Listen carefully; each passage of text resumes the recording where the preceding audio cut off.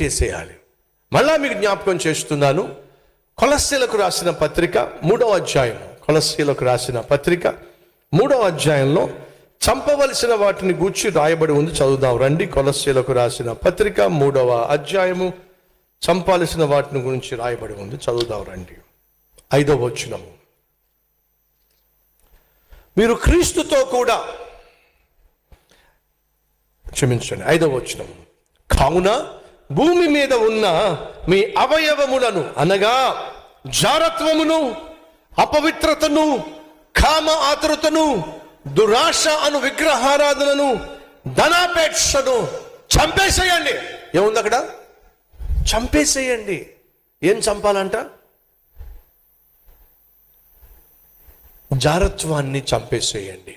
పెళ్లి కాకుండా అబ్బాయిలు అమ్మాయిలు చట్టాపట్టాలు వేసుకుని విచ్చలవిడిగా తిరుగుతూ, కో లివింగ్ అంటే ఇప్పుడు భర్తగా పెళ్లి చేసుకోరట, కానీ భార్య భర్తగా కలిసే ఉంటారట. ఇది హైదరాబాదులో ఈరోజు కామన్గా నడుస్తున్న సంస్కృతి. అబ్బాయి అమ్మాయి ప్రేమించుకోవడం వేరు, వీడు ప్రేమ దోమ ఏమి ఉండదు. నువ్వు నేను కలిసి ఉందాం, నాకు మొగుడొద్దు, నీకు పెళ్ళం వద్దు, మన ఇద్దరు మొగుడు పెళ్ళాలుగా ఉందాం. ఎంతకాలం నీకు ఇష్టమైతే నువ్వు నాతో అంతకాలం ఉంటావు, ఎంతకాలం నువ్వు నాకు ఇష్టమైతే అంతకాలం ఉంటావు. ఎంతకాలం మనకు మోజు తీరితే అంతకాలం మోజు తీర్చుకుందాం. ఆ తర్వాత నీ దారి నువ్వు చూసుకో, నా దారి నేను చూసుకుంటా. అయ్యో సహోదరులు సహోదరులు, హైదరాబాదులో దానికి సంబంధించిన హాస్టల్స్ ఉన్నాయి. 1, 2 కాదు, వందల వేల సంఖ్యలో. వెతుక్కోకండి వెళ్ళి. అవునా అన్నా, అరే కొత్త విషయం తెలిసిందిరా. ఏమిటి? కలిసి ఉండొచ్చంట, కలిసి ఉండొచ్చంట. కలిసి ఉండే సంస్కృతి వచ్చేసిందండి. ఒకప్పుడు అబ్బాయిల హాస్టల్స్ ఉండేది, అమ్మాయిల హాస్టల్స్ ఉండేది. ఇప్పుడు కో లివింగ్, కలిసి ఉండే హాస్టల్స్ వచ్చేసినాయి. ఒకప్పుడు అబ్బాయి రూమ్లో ఉండేవాడు, అమ్మాయిల రూమ్లో ఉండేవాళ్ళు. ఇప్పుడేమో అమ్మాయిల రూముల్లో, అబ్బాయిల రూముల్లో. హాస్టల్స్ కూడా ఇలాగే తయారైనవి. అమెరికా ఇంకా దిగజారిపోయింది. మగవాళ్లకు సెపరేట్గా టాయిలెట్స్ ఉంటాయి, ఆడవాళ్లకు సెపరేట్గా టాయిలెట్స్ ఉంటాయి. ఇప్పుడు కో టాయిలెట్స్ వచ్చినాయి. ఆడవాళ్ళు దాంట్లోంచి వెళ్ళొచ్చు, మగవాళ్ళు కూడా దాంట్లోకి వెళ్ళొచ్చు. పాపిష్టి సంస్కృతి. సహోదరి జారత్వము అనంటే పెళ్లి కాక మునిపే శరీరాన్ని మరొకరితో పంచుకోవడం. ఇక్కడ కూర్చున్న వాళ్ళు ఎంతమంది అలాంటి వాళ్ళు లేరు చెప్పండి? చంపేసేయండి. 2, అపవిత్రత. ఈరోజు కళ్ళు తెరిస్తే అపవిత్రమైన దృశ్యాలు సెల్ ఫోన్లో కనిపిస్తున్నాయి. పొద్దస్తమాను నువ్వు సెల్ ఫోన్ మీద ఉంటున్నావు అనంటే ఖచ్చితంగా నీ కళ్ళు పాడు చేసుకుంటావు. నీకు తెలియకుండానే పనికిమాలిన దృశ్యాలు, నీకు తెలియకుండానే పనికిమాలిన వీడియోలు, నీకు తెలియకుండానే పనికిమాలిన బొమ్మలు ప్రత్యక్షమైపోయేటటువంటి పాపిష్టి ప్రపంచంలో మనం జీవిస్తున్నాం. తమ్ముళ్ళు చెల్లెళ్ళు సహోదరులు, సెల్ ఫోన్కు నువ్వు ఎంత దూరంగా ఉంటే అంత మంచిది. అపవిత్రమైన తలంపులు, అపవిత్రమైన చూపులు, అపవిత్రమైన ఆలోచనలు, అపవిత్రమైన చేష్టలు. నిన్నటి దినాన ఒక నేను న్యూస్ పేపర్లో చదివాను. దీన్ని ఏమంటారో మీరే చెప్పాలి. ఒక అబ్బాయి ఒక అమ్మాయిని పాడు చేశాడు. ఇది గొప్ప విషయం ఏం కాదుగా. ఒక అబ్బాయి ఒక అమ్మాయిని పాడు చేశాడు. ఆ అమ్మాయి వాళ్ళు పోలీస్ స్టేషన్కి వెళ్ళి కేసు పెట్టారు. కేసు పెడితే పాడు చేసిన అబ్బాయి విషయంలో పోలీసులు ఏం చేయాలో తెలియక జుట్టు పట్టుకున్నారు. ఏం పట్టుకున్నారు? పాడు చేసిన అబ్బాయిని గూర్చి ఏమి చేయాలో తెలియక జుట్టు పట్టుకుని మౌనంగా కూర్చుంటారు. ఏమిటండి, మా అమ్మాయిని పాడు చేస్తే వాడిని తీసుకెళ్లి లోపలయ్యండి. పోలీసులు జుట్టు పట్టుకుని కూర్చున్నారు. అయ్యా, మా అమ్మాయిని వాడు పాడు చేశాడు అయ్యా, వాడిని తీసుకెళ్ళి శిక్షించండి అయ్యా అంటే పోలీసు వాళ్ళు జుట్టు పట్టుకుని కూర్చొని మాట్లాడరేమిటయ్యా? ఏం మాట్లాడతావమ్మా, మీ అమ్మాయి వయసేమో 5 సంవత్సరాలు, వాడి వయసేమో 7 సంవత్సరాలు. 7 సంవత్సరాల పిల్లవాడు 5 సంవత్సరాల అమ్మాయిని పాడు చేయటం ఏమిటి? దీనికి చట్టంలో ఎక్కడా కూడా శిక్ష. ఆ రోజుల్లో మహానుభావులకి ఇలాంటి దుర్మార్గమైన దినాలు వస్తాయని కూడా తెలియదమ్మా. చట్టంలో రూల్ ఏమీ లేదమ్మా. 7 సంవత్సరాల పిల్లవాడు ఒక అమ్మాయిని పాడు చేస్తే శిక్షించు. చట్టంలో రూల్ ఏమీ లేదు. ఎందుకని?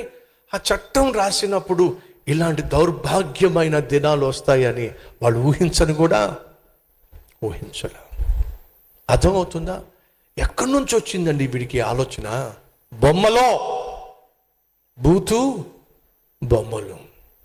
అమ్మలు నాన్నలు ఏం చేస్తున్నారో తెలుసా?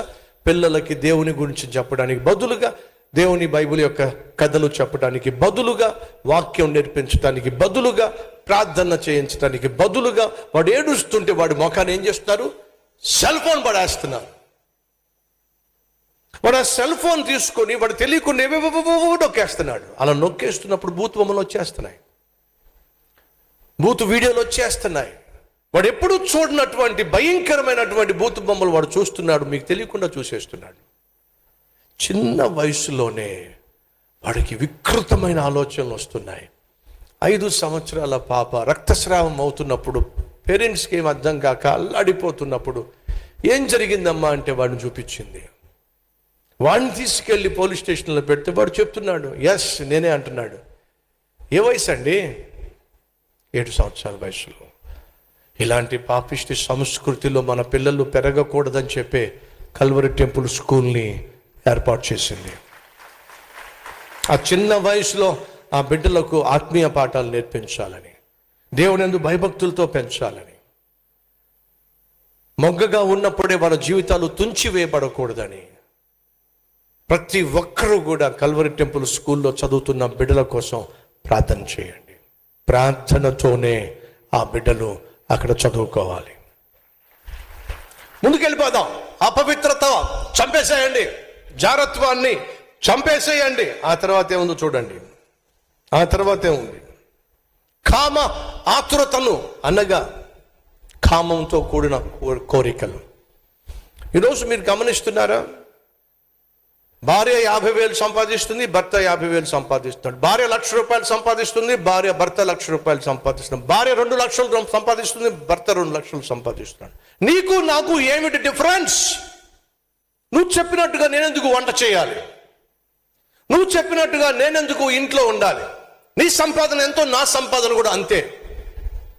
కాబట్టి నా వంట చేయడానికి నాకు టైం లేదు, ఆర్డర్ పెడుతున్నాను, వచ్చేస్తుంది అంతే. అదేమిటి ఆర్డర్ పెట్టడం ఏమిటి? ఇంట్లో మనం ఆరోగ్యంగా ఉండాలంటే, పిల్లలకు ఆరోగ్యంగా ఉండాలంటే కాస్త ఇంట్లో మనం మంచి వంట చేసుకుంటే బాగుంటుందని భర్త అంటే, నువ్వు చేయి,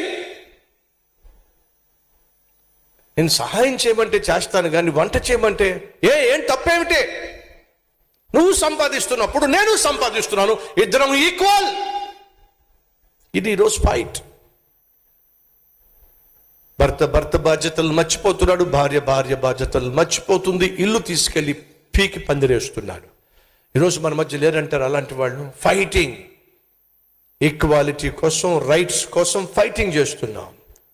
సహోదరి ఫైటింగ్లో ఆఖరికి ఏమవుతుందంటే, నీతో ఉండాల్సిన అవసరం నాకు లేదు. ఎందుకని? ఉద్యోగం ఉందిగా, సంపాదన ఉందిగా, ఉద్యోగం చేసే చోట ఎంతో కొంత వేరే వాడి మీద మోజు ఉందిగా, వేరే దాని మీద మోజు ఉందిగా. నీకు ఇష్టం లేకపోతే నువ్వు వెళ్ళిపో, నాతో ఉండాల్సిన అవసరం లేదు. నాకు ఆల్రెడీ వేరేవాడు ఉన్నాడు, నాకు ఆల్రెడీ వేరేది నాకు ఉంది. సింపుల్. పెళ్లి చేసుకోవడం, విడాకులు తీసుకోవడం సింపుల్ అయిపోయింది. ఒకరోజు ఒక సేవకుడు నాతో మాట్లాడుతూ, బ్రదర్ మా అబ్బాయి గురించి ప్రార్థన చేయండి. అదేంటి, మన పోయిన నెలలోనే కదా పెళ్ళయింది? పోయిన నెలలోనే పెళ్ళయింది బ్రదర్. పోయిన వారమే విడాకులు కూడా తీసుకున్నారు బ్రదర్. 25 days విడాకులు తీసేసుకున్నాను. ఇది ఈరోజు ఉన్నటువంటి పరిస్థితి. కారణం తెలుసా? అక్రమ సంబంధాలు. నీకు భార్య ఉన్నప్పటికీ పరాయి స్త్రీతో పరిచయాలు, భర్త ఉన్నప్పటికీ పరాయి పురుషుడితో పరిచయాలు ఉన్నాయా ఈరోజు మన మధ్య? పనికి మాలిన సంభాషణలో పనికి మాలిన కబుర్లో, పొద్దస్తమాను చాటింగ్లో ఉన్నాయా? జాగ్రత్త, క్షేమం కాదు. అది నీకు తెలియకుండా నీలో ఒక విధమైన ఆతృతను, నీలో ఒక విధమైన కోరికను, నీలో ఒక విధమైన బలమైనటువంటి ఇష్టాన్ని పుట్టిస్తుంది. ఆ తర్వాత నీ కొంప కూల్చేస్తుంది. చంపేసేయ్, అదే బైబిల్ సెలవిస్తుంది.